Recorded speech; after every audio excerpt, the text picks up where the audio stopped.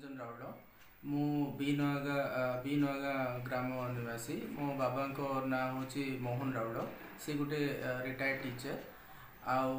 मु प्रोफेशन रे मु बेंगलोर रे गोटे इंजीनियर भाव में काम करूली मोर बाहागर एबे रिसेंटली मे 21 तारीख 2023 मसीह पुरुषोत्तमपुर ग्रामर गोटे झील जहाँ बापा स्वर्गत प्रसन्न राउल झील संतोषी राउल को मोर बाहागर होता बाहागर किछि दिन भितर ही तार स्वास्थ्यगत समस्या परिलिखित होता से स्वास्थ्यगत समस्या परिलिखित करी आमे ताकू ट्रीटमेंट करिया पाई बोलिकी बहुत प्रकार चेष्टा करिया सत्वे भी से तांकर घर माँ को एवं तार दादा खुड़ी को लेकिन आसिक से चली जाते बाहागर मात्र किछिटा दिन 15 दिन भितर से घर को चली जाते 4 दिन चिकित्सा करी आउथरे तांके आसिक से चली जाते बाहागर मात्र किछिटा दिन 15 दिन भितर से घर को चली जाते 4 दिन चिकित्सा करी आउथरे तांके आउथरे आम गाँ को आनिक से झील को आम घर छाड़ी बोली कहीकि से मैंने नहीं जाते किंतु सेटा 4 दिन पर आनी तांकर चिकित्सा ब्रह्मपुर रे चलला आ डॉक्टर आदेश प्रकार से माने आमु कहले कि तार मेडिसिन चलसी कहयारु आमे भी कोन हेची आपन स्त्री को कोन हेची तार माने श्वासजनित समस्या आमे परिलिखित करलु इनिशियल स्टेज रे किंतु परवर्ती समय रे आमे जानिया को पाइलु कि से गोटे मानसिक रोगी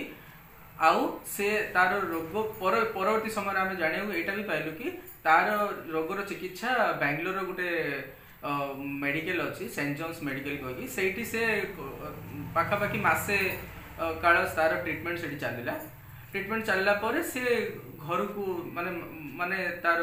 पुरुषोत्तमपुर निज ग्राम को आसी किसी दिन पर आम जानिया पाइलु जानिया पाइबा पर मु कौन है 13 अगस्त 2023 तारीख रे मोर बापा माँ आउ मु मोर भाई बड़ भाई आ मामू को लेकिन मु तांको घर जाकि उपस्थित होती एवं मोर स्त्री स्वास्थ्य भल ना कही जो जानिया को पाइली तो तार स्वास्थ्यगत समस्या को देखा चेष्टा करली एवं ताको डाकिया भी जाइली किंतु आमे जेतबेले सेठी जाकि पहुँचलु सेठी मु देखा पाइली कि तार से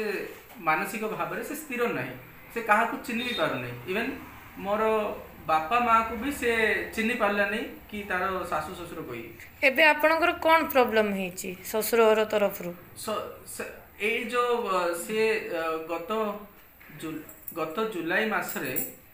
गत जुलाई 3 तारीख रे जो कहा को न कोई स्वामीर बिना परामर्श आउ मोर निजर सासू ससुर थाई भी से क्या न जड़े कि जिते से बेंगलोर चली जाइए तार पर आम जाना पाइलु तार घर ये एटा गोटे अप्रीतिकर परिस्थिति से माने गत 7 मास है मु कूलर अनुसरण है मु कौन प्रकार जितेबाला साहाय्य पाइलिनी शेष मु समाजसेवी प्रमिला त्रिपाठी माँ को पाखक आसी मोर आवेदन जनायापाई आउ से मते निजर आवेदन को ग्रहण करी केमती मोर समस्यार समाधान करी मते किछि गोटे रास्ता देबे बोली मोर आशा अछि।